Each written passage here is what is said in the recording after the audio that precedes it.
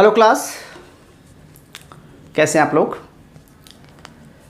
चलिए हम आज आपको पढ़ाऊंगा सैम्पलिंग टेक्निक्स क्लास। पिछले लेक्चर्स में मैंने आपको बताया कि जो सैम्पलिंग करते हैं तो डिपेंड करता है कि वो सैम्पलिंग का पर्पस क्या है, और सैम्पलिंग का पर्पस डिपेंड करता है हमारे रिसर्च ऑब्जेक्टिव पे और रिसर्च हाइपोथेसिस पे, जिसको हम प्रूव करना चाहते हैं। लेकिन यहाँ पर आपको बताना चाहता हूँ कि सैम्पलिंग का ऑब्जेक्टिव क्या है, सैम्पलिंग का बेनिफिट क्या है और सैम्पलिंग के नियम क्या हैं, रूल्स क्या हैं, ये सब आप प्लीज़ अपने बुक्स में ही पढ़ लेना। मैं सीधे आता हूँ टाइप ऑफ सैम्पलिंग पे, या जिसे हम बोलेंगे टेक्निक्स ऑफ सैम्पलिंग। ठीक है, तो आज हम टेक्निक्स ऑफ सैम्पलिंग की बात करेंगे। कौन कौन से टेक्निक है, किस टेक्निक के थ्रू जो है हम डेटा को कलेक्ट करते हैं, सैंपल कलेक्ट करते हैं। तो सैंपल बता दिया था आपको। सैंपल क्या होता है कि बहुत सारी इनवर्ड्स, बहुत सारी पॉपुलेशन में से हम कुछ यूनिट्स को, कुछ एलिमेंट को सेलेक्ट करके उसका जब हम इंटरव्यू लेते हैं, उसके जो ओपिनियन होता है उससे हम कलेक्ट करते हैं। वो हमारा जो रिजल्ट निकलता है वो स्टैटिक्स एंड पैरामीटर्स कहलाते हैं, और इसी के बेस पे हम डिसाइड करते हैं कि हमारा जो टेस्ट है वो सिग्निफिकेंस है या नहीं है। अगर दोनों का रिजल्ट जो है बताया था कि अगर इक्वल आता है तो इसका मतलब होता है कि कोई ना कोई एरर है, अगर इक्वल नहीं आता तो इट मीन्स एरर है। तो हम ये देखते हैं कि ये जो एरर है ये सैम्पलिंग टेक्निक की वजह से है, या सैम्पलिंग एरर है, या कोई और एरर है। अगर किसी और एरर की वजह से होता है तो हमारा टेस्ट ऑफ सिग्निफिकेंस सार्थक माना जाता है, टेस्ट ऑफ सिग्निफिकेंस करते हैं। वो हम आपको बातें पढ़ाएंगे क्लास। हम यहाँ पर सिर्फ आपको बताना चाह रहे हैं कि टेक्निक्स कौन कौन सी अडॉप्ट करेंगे। तो कायदे से देखा जाए तो आपकी बुक्स में बहुत सारे टाइप्स लिखा हुआ क्लास, लेकिन इस पूरे होल टेक्निक्स को आप 2 पार्ट्स में डिवाइड कर लीजिए, जिसे हम बोलेंगे क्लास क्या, probability sampling and non probability sampling. Clear? अच्छा, तो जो नॉन प्रोबेबिलिटी सैम्पलिंग है उसको भी क्लास हम लोग कितने पार्ट्स में डिवाइड कर रहे हैं, 4 पार्ट्स में डिवाइड कर रहे हैं, जिससे बोलते हैं class convenience sampling, judgmental sampling, quota sampling and snowball sampling. दूसरा टाइप हमने डिवाइड किया है प्रोबेबिलिटी सैम्पलिंग, जिसमें प्रोबेबिलिटी ज़्यादा होती है। तो जो प्रोबेबिलिटी सैम्पलिंग होती है क्लास, उसको हमने 5 पार्ट में डिवाइड किया है। किसी बुक में 6 मिल जाएगा, 7 मिल जाएगा, 4 भी मिल सकता है अलग अलग में। तो कौन कौन सी सैम्पलिंग है क्लास देख लीजिए। Simple random sampling, systematic random sampling, systematic sampling, stratified sampling, cluster sampling और अदर सैम्पलिंग टेक्निक्स जो भी हैं, इसको हम बहुत सारा पढ़ सकते हैं। अब मैं थोड़ा सा आपको आइडिया देता हूँ बहुत आसानी तरीके। देखो, इस चीज़ को, टेक्निक्स को समझने के लिए ना बहुत ज़्यादा बुक की लैंग्वेज में मत जाइए, प्रैक्टिकल लाइफ में सोचिए, प्रैक्टिकल नॉलेज सोचिए, उसके से आपका टेक्निक क्लियर हो जाएगी। पहली सैम्पलिंग क्या है, नाम देखो क्या लिखा मैंने यहाँ क्लास का, कन्वेंसिंग सैम्पलिंग। कन्वेंसिंग सैम्पलिंग का मतलब क्या है, कन्विंस, जिसको आप कन्विंस कर सकें इंटरव्यू देने के लिए। तो इसका मतलब हुआ कि यह जो है प्रोबेबिलिटी सैंपलिंग नहीं है, ये आपकी इच्छा पर डिपेंड कर रही है कि हम किससे बात करें, किस टाइम बात करें, किस प्लेस पे बात करें, ये आप पे डिपेंड करता है।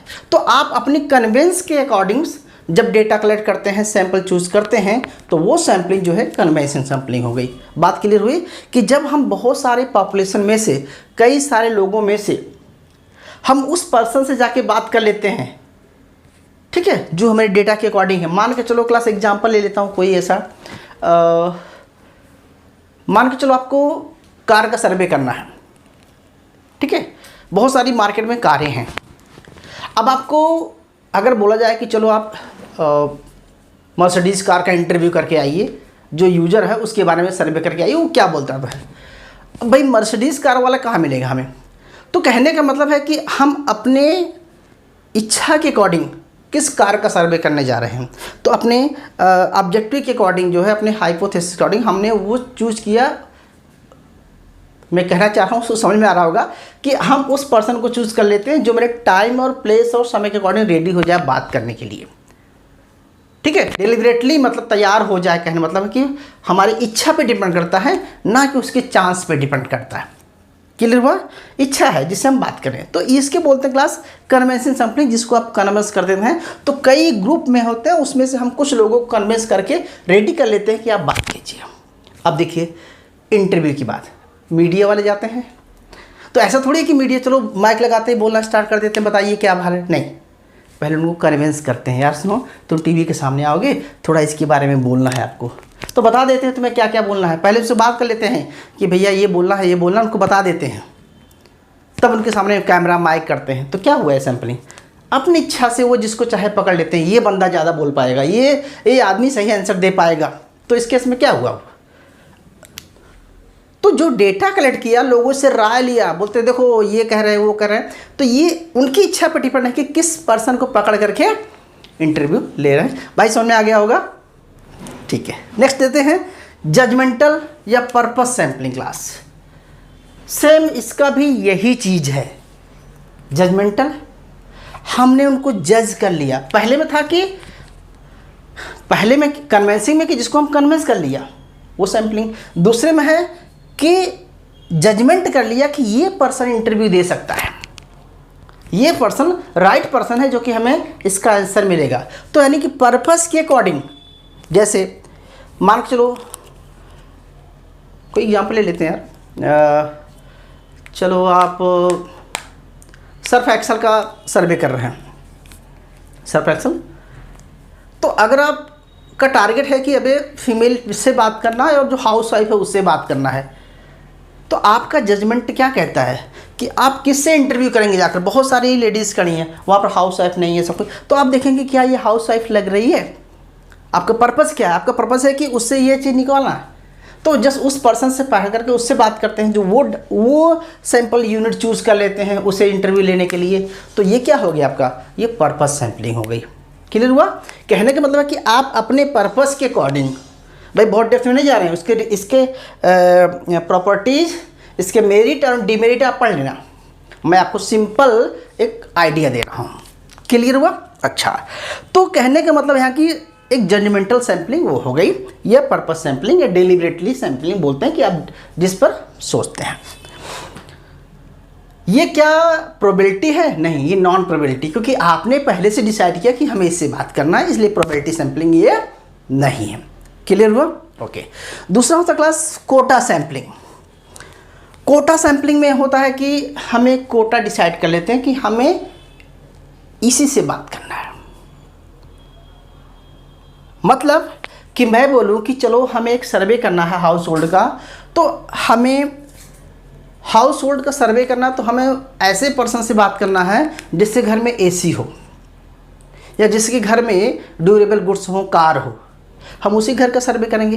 तो यहाँ पर हमने प्री डिटरमाइन कर लिया कि हमें उस इनकम ग्रुप को लेना है, या वो ड्यूरेबल गुड्स होना चाहिए, या ग्रेजुएशन होना चाहिए, या +2 पढ़ा होना चाहिए। तो हम क्या करें, कैटेगराइज करते हैं, पहले हम एरिया चूज़ कर लेते हैं, मान चलो हमें डिवाइड करना है कि हाई इनकम ग्रुप का और लो इनकम ग्रुप का लिविंग स्टैंडर्ड कैसा है, उनकी कितनी इनकम है और हाई क्लास की इनकम कितनी है, मंथली कितना एक्सपेंडिचर आ रहा है। तो इस केस में क्या हुआ, आपने क्या किया, कोटा डिसाइड कर दिया। एक दूसरा एग्जाम्पल बताता हूँ, समझ लीजिए। मान के चलो हम टेलीकॉम का सर्वे कर रहे हैं क्लास, तो टेलीकॉम इंडस्ट्री में सर्वे कर रहे हैं, एयरटेल है, वोडाफोन है, हच है, रिलायंस है, उससे बहुत सारी कंपनियाँ। अब मैं नेटवर्क की बात करूँगा तो क्या बोलूँगा, मैंने एयरटेल से डिसाइड किया कि मैंने एयरटेल के 5 कस्टमर से बात करूँगा, डिसाइड है, और वोडाफोन के 5 कस्टमर से बात करूँगा। तो ये कोटा हो गया आपका कि हमें 5 बंदे से बात करना है। ठीक, तो ये क्या हो गया, आपने डिसाइड कर लिया, कोटा सैम्पलिंग। और इन दोनों से 5, मान लिए एक मार्केट में 100 लोग खड़े हैं, अब उसमें से आपको किसी 100 मतलब बहुत सारे लोग हैं मार्केट में, उसमें से 5 लोगों को चूज़ करना है, और वहाँ पर 100 लोग खड़े हैं, तो किससे बात करोगे?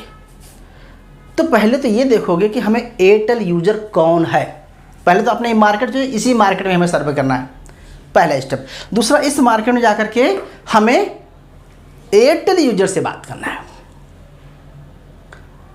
तो क्या होगा, आपका कोटा डिसाइड होगा। एयरटेल में उस यूजर से बात करना है जिसका इनकम ग्रुप इतना होना चाहिए, एज इतनी होनी चाहिए, या वो इंटरनेट यूज़ करना होना चाहिए। इस तरह से आप बहुत सारी कैटेगरी बना सकते हैं, लेकिन बाद में बताएंगे। तो कहने मतलब है कि डेलिबरेटली आपने डिसाइड कर लिया, तो कोटा समझ गए आप, कोटा प्री कोटा डिसाइड कर लेते हैं, ठीक है। अगला स्नोबॉल सैम्पलिंग। स्नोबॉल सैम्पलिंग समझते होंगे, किसी को पकड़ लेते हैं अपने पर्पस के अकॉर्डिंग। बहुत सारा ग्रुप है, उसमें से हमने क्या किया, पहले 3 मान लो 20-20 का ग्रुप है, 30-30 का ग्रुप है, तो हमने से इसमें से एक पर्सन चूज़ किया। इस एक पर्सन से 3 पर्सन हो गए। अब 3 पर्सन से मैंने 1 पर्सन चूज कर लिया। तो क्या होता है कि हमने किसी को पकड़ लिया क्लास में। मान के चलो हम क्लास में खड़े हैं, बहुत सारे बच्चे हैं बैठे हुए हैं, तो इस केस में अगर मैं बोलूँ कि स्नोबॉल से हमने किसी बच्चे को उठा दिया, चलो तुम बताओ, या किसी बच्चे से आपने इंटरेस्ट किया कि आपने, मेरा मतलब मैं समझ गए होंगे कि आप किसी को भी उठा सकते हैं, लेकिन आपका हाथ जिस पर जाता है वो चांस नहीं, आपकी इच्छा पर डिपेंड करता है कि आपने किसको उठाया। तो यहाँ पर भी नॉन प्रोबेबिलिटी हो गया, प्रोबेबिलिटी नहीं है, आपने जिसको डेलिब्रेट किया तो आपकी इच्छा पर डिपेंड करता है कि आपने किसको इंडिकेट किया, ठीक है, किसी को। तो इस तरह से सैम्पलिंग को क्लास हम बोलते हैं नॉन प्रोबेबिलिटी सैम्पलिंग। भाई बहुत सिंपल तरीके से समझा रहा था, हो सकता है कुछ इधर उधर हो तो आप देख लेना। इसके सबके मेरिट्स डिमेरिट एजम्पशन आप देख लेना, क्लियर है। चलो क्लास, अब थोड़ा सा आते हैं दूसरा, देखिए रैंडम सैम्पलिंग। रैंडम सैम्पलिंग का मतलब होता है यह प्रोबेबिलिटी सैम्पलिंग है। इसमें आपकी इच्छा के बजाय उसके चांस पे डिपेंड करता है। हेड आएगा टेल आएगा, आपकी इच्छा पे नहीं है। आपने सिक्का उछाला, हेड आया या टेल आया, आपकी इच्छा पे डिपेंड नहीं करेगा। या बार बार टेल आ रहा है, बार बार हेड ही आ रहा है, तो कुछ ना कुछ सिक्का गड़बड़ है, जिसे बोलेंगे कि एरर आ रहा है। लेकिन कहने का मतलब हमारा यह है कि जब हम किसी भी पर्सन को अपॉर्चुनिटी है सबके लिए शामिल होने की, जहाँ पर ए लॉट ऑफ मतलब प्रोबेबिलिटी सबके शामिल होने की है, और उसमें से चूज़ करने की जो जिसको चूज़ करते हैं, तो वो चीज़ कहलाती है क्या क्लास, सैम्पलिंग, मतलब प्रोबेबिलिटी। अब प्रोबेबिलिटी में भी है, पहला है क्लास, देखिए आपको बताया था कि पहला है आपका simple random sampling. Simple random sampling मतलब होता है कि आप रास्ते जा रहे हैं, जो भी मिल गया हमने उससे बात कर लिया, चाहे हमने एज का नहीं काउंट किया, उसमें हमने टाइम नहीं देखा, हमने उसमें एजुकेशन नहीं देखा, हमने उसमें एज ग्रुप नहीं देखा, हमें जो भी पर्सन मिल गया उससे बात कर लिया। मान के चलो हम किसी ओपिनियन पूल ले रहे हैं कि यार इस साल कौन सी पार्टी आएगी। अब हमें पता है कि सत्ता में कौन सी पार्टी आएगी, तो जो भी मिल गया रास्ते में हमने उससे बात करना शुरू कर दिया। तो बाद में वो क्लासीफाइड करते हैं कि मैंने 18 से 20 लोगों से इतने बंदे से बात किया, 20 से 25 में इतने बंदे आए, या इस कास्ट का इतने बंदा मिला, इस ब्राह्मण का मतलब इस इनकम ग्रुप में इतने पर्सन से बात किया। इस तरह से एजुकेशन कितने परसेंट जो हायर जिससे हमने बात किया, कितने परसेंट हायर एजुकेशन था, कितना इंटरमीडिएट था, कितना लोअर क्लास था। तो कहने का मतलब हमारा यहाँ पर यह है कि आपकी इच्छा पर नहीं डिपेंड कर रहा है, सब चांस पे डिपेंड कर रहा है। तो रैंडम सैम्पलिंग का मतलब होता है कि आप अपने पर्पस के अकॉर्डिंग आप डेटा कलेक्ट कर रहे हैं, तो आप कोई भी किसी से बात करते हैं। मान लीजिए थोड़ी देर बाद में मान लें आप चॉकलेट का इंटरव्यू करते हैं कि भाई चॉकलेट कौन कौन खाता है। अब पहुँच गए आप मार्केट में, क्या करोगे, सर से पूछोगे सर आप चॉकलेट खाते हैं, जब बताएगा हाँ तो उसे शुरू कर दोगे, कौन से खाते हो, कितने ब्रांड के खाते हो, कौन कौन से ब्रांड के नाम बताइए, आपका मोस्ट फेवरेट क्या है, आपकी बेस्ट प्रेफरेंस क्या है, आपको लगता है कास्ट इसकी ज़्यादा है या कम है, ठीक है, इन फ्यूचर में कौन सी कंपनी बेटर ग्रो कर रही है, ठीक है, कौन सी कंपनी किस ब्रांड का है, कौन सी कंपनी का क्या स्लोगन है, शुरू कर देते हैं आप। क्यों? क्योंकि उसने बता दिया कि आप मैं खाता हूँ। हो सकता है वो नहीं खाता हो, ऐसे बोल दिया हाँ खाता हूँ पूछे, तो कहने का मतलब ये बायसनेस आ जाएगा। मेरा सिंपल यहाँ पर कहने का मतलब ये है क्लास कि सिंपल रैंडम सैम्पलिंग में जो भी मिल गया हमें सडनली से बात कर लिया। भाई क्लियर हुआ होगा? आगे चले। दूसरा क्लास होता है सिस्टमैटिक सैम्पलिंग। सिस्टमैटिक सैम्पलिंग एक तरीका होता है, आपको मैं बता रहा हूँ। जैसे कि मान के चलो क्लास मार्केट में मान के चलो कि 1000 लोग हैं, ठीक है, और 1000 में से हमें 100 लोगों को चूज करना है। ठीक है, मान चलो 1000 की पॉपुलेशन में से 100 हमें सैंपल साइज लेना है। तो क्या करेंगे, 1000 को हम 10 से डिवाइड कर देंगे, यानी कि 100 आ गया। क्या 100 ही आएगा भाई? ठीक है, सॉरी 100 से डिवाइड किया तो आ गया 100 आ गया, 10 आ गया। इसका मतलब हुआ कि जब हम पहली बार किसी से बात करेंगे, मान चलो क्लास ये घर है, ये बहुत सारे हाउस होल्ड हैं, पहला पर्सन है, दूसरा घर है, तीसरा घर है, चौथा घर है, ऐसे घर है। तो आपने सबसे पहले घर में विजिट किया, तो मान चलो इसका हाउस नंबर 100 है, तो आपने इससे इंटरव्यू ले लिया, इस घर में आपने एंटर किया, जो भी मिल गया आपने उससे पूछ लिया, कोई भी सर्वे कर रहे हैं आप। लेकिन इसके बाद आप इस घर में 10 घर छोड़ करके फिर 10वें घर पे जाएंगे आप, तो 110, 120, 130, ये क्या है? ये आपका सिस्टमैटिक सैम्पलिंग है। अगर 10वें घर पे कुछ नहीं मिलता तो अगेन आप 10 घर छोड़ के फिर सर्वे करेंगे। जैसे करते हैं, हम एक राइट हैंड में जा रहे हैं, ऐसा क्लास होता है। जैसे मान लीजिए घर बने हुए हैं, ठीक है, तो ये गली बनी हुई है, तो आप हमारा होता है कि राइट हैंड, तो हम क्या करते हैं, राइट हैंड जाते हैं, पहला मिला, फिर राइट हैंड, फिर राइट हैंड। ऐसा नहीं कि हम यहाँ चले जाएंगे, नहीं, फिर इधर आएंगे, राइट हैंड। तो इस तरह से हम क्या करते हैं, सर्वे करते जाते हैं। तो मतलब बायस नहीं होता। तो कहने का मतलब है कुछ रूल्स होते हैं सिस्टमैटिक तरीके से, ठीक है, इसको बोलते हैं सिस्टमैटिक सैम्पलिंग, जिसमें से प्रोबेबिलिटी है 10वें घर में गए, हो सकता कोई नहीं मिला, लॉक था। 10 के बाद फिर अगले घर में गए, 10 घर छोड़ करके, तो हो सकता है मिल गया। तो कैसे, मतलब हमने जो सर्वे किया है ये क्या है, सिस्टमैटिक तरीके से बात कर रहे हैं।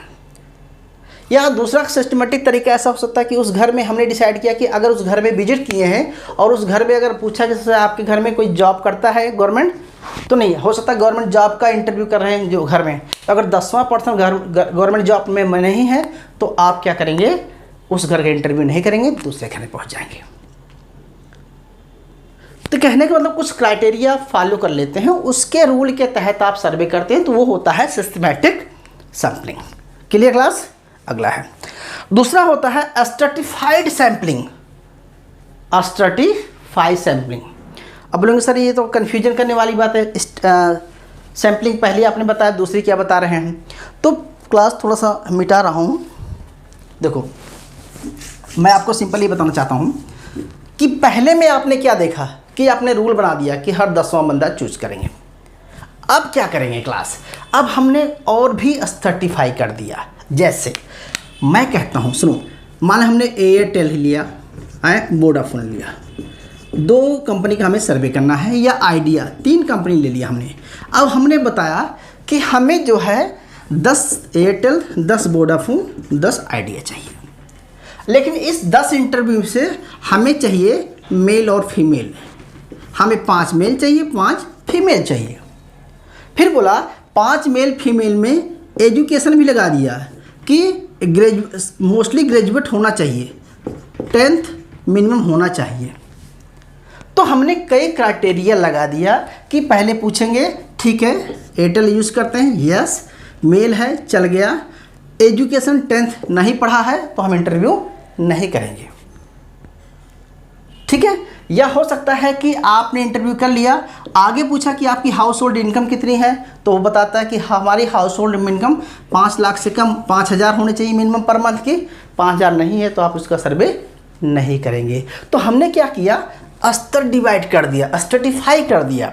ऐसे ही वोडाफोन लिया, हच लिया, या ऐसा भी कर सकते हैं क्लास कि हम इसको क्या करेंगे और भी कई स्तरों में डिवाइड कर देते हैं क्लास। तो स्ट्रैटिफाइड सैम्पलिंग का मतलब होता है कि आप बहुत सारा अलग अलग लेवल बना देते हैं। क्लियर हुआ? ओके। अब आइए क्लास, नेक्स्ट होता है क्लस्टर सैम्पलिंग। बहुत ही आपको थोड़ा सा अजीब लगेगा। क्लस्टर सैम्पलिंग में क्या होता है कि क्लस्टर चूज़ कर लेते हैं। बोलते हैं सर क्लस्टर क्या होता है? अब मैं एक एग्जाम्पल बताता हूँ क्लास, सिंपल सा है। मानते हैं कि चलो आपको एक माइक्रो फाइनेंस या कोई योजना स्टार्ट करते हैं और उस योजना का, उस प्लान का आप रिव्यू लेना चाहते हैं। तो आप क्या करेंगे कि पूरे इंडिया का सर्वे करना चाहते हैं। तो मान के चलो पूरी इंडिया, भाई हमारे इंडिया का मैप बना लेते हैं, मान के चलो, ठीक है। अब पूरी इंडिया का सर्वे करना अच्छा नहीं बना होगा। अब नॉर्थ ईस्ट साउथ वेस्ट सब हो गया।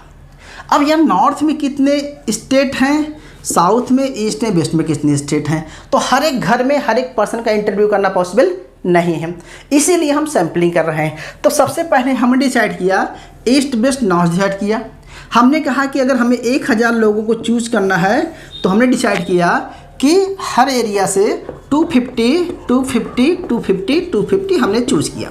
ओके, अब 250 में से हमने डिसाइड किया कि ये 250 जो है, मान के चलो इस एरिया में नॉर्थ में मान के चलो कि 10 जितने भी स्टेट हैं उसमें से हमने कुछ स्टेट सेलेक्ट कर लिया, और उस स्टेट में से भी हमने कुछ डिस्ट्रिक्ट सेलेक्ट कर लिया, और कुछ डिस्ट्रिक्ट में से कुछ ब्लॉक सेलेक्ट कर लिए, और कुछ ब्लॉक में से कुछ पंचायत चूज कर लिया, और कुछ पंचायत में से कुछ विलेज चूज कर लिए, और कुछ विलेज में से कुछ हाउस होल्ड चूज कर लिए, और उस हाउस में से भी हमने मेल फीमेल चूज कर लिया कि हमें किससे बात करना है, जो बेनिफिशरी है उससे बात करना है। तो भैया क्या हो गया ये, भाई हमने किया कि हमने नॉर्थ से 250 लोगों को चूज करना है, लेकिन 250 लोग वो पूरे नॉर्थ को रिप्रेजेंट करेंगे। मतलब वो जो गांव का एक सर्वे, वो गांव का एक सर्वे पूरे ब्लॉक को रिप्रेजेंट कर रहा है, और पूरे ब्लॉक में से जो रिप्रेजेंट कर रहा है सर्वे हुआ टोटल, वो पूरे जो है पूरे स्टेट को सिलेक्ट करेगा, डिस्ट्रिक्ट को दिखाएगा, और पूरा डिस्ट्रिक्ट का सर्वे उस पूरे डिस्ट्रिक्ट को मिला करके उस जोन को डिसाइड कर देगा। तो कहने के मतलब हमने कि हमें 1000 लोगों को चूज़ करना है तो ऑल इंडिया से, तो हमने पहले स्टेट लेवल पे डिसाइड कर दिया, फिर ब्लॉक डिस्ट्रिक्ट लेवल पे डिसाइड कर दिया, फिर ब्लॉक लेवल पे, फिर विलेज लेवल पे, फिर हाउस होल्ड को डिसाइड किया, तो हमने क्लस्टर कर दिया। बात समझ, इसे बोलते हैं स्ट्रैटिफाई, सैम्पलिंग करते करते करते स्ट्रैटिफाई कर दिया, बहुत लेवल तक चले गए। तो ये जो 100 डाटा है पूरी इंडिया को रिप्रेजेंट करेगा।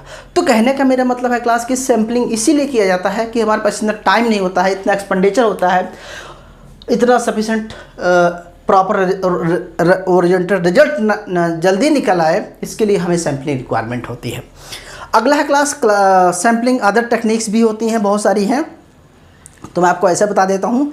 अच्छा, आपने सुना होगा सर बच्चों की कई बार होते ना लॉटरी मेथड, ये मेथड, ठीक है, ढोल घुमाना, ये सब क्या है, ये सब रैंडम सैम्पलिंग मेथड्स के टाइप होते हैं, इसको आप जानते रहना।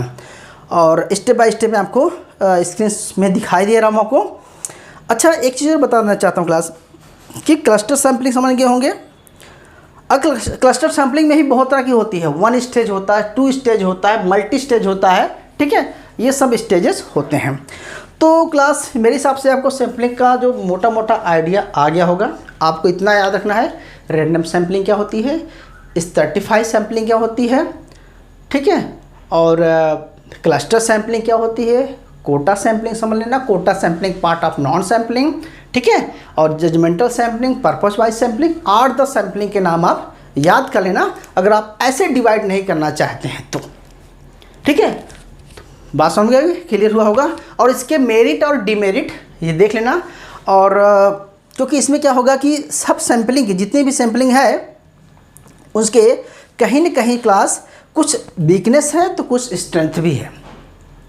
तो मैं अगर एक एक सैम्पलिंग के वीकनेस, स्ट्रेंथ, उसकी प्रॉपर्टीज पढ़ाता तो बहुत टाइम लगता। मैंने आपको प्रोबेबिलिटी, नॉन प्रोबेबिलिटी सैम्पलिंग के जो टाइप्स हैं उसको मैंने शॉर्टकट में समझा दिया। अब आप पूछ लीजिए, कुछ पूछना है तो भाई, अदरवाइज हम आगे चलते हैं। मैं सोच रहा हूँ ये सारा कुछ स्किप करके आपको स्केल पढ़ा देता हूँ। सैम्पलिंग, अब आपने सैम्पलिंग तो कर लिया, अब डेटा कलेक्ट कर लिया, अब इसकी स्केलिंग कैसे करेंगे, तो हम अगला क्लास आपको स्केलिंग पढ़ा देंगे, ठीक है।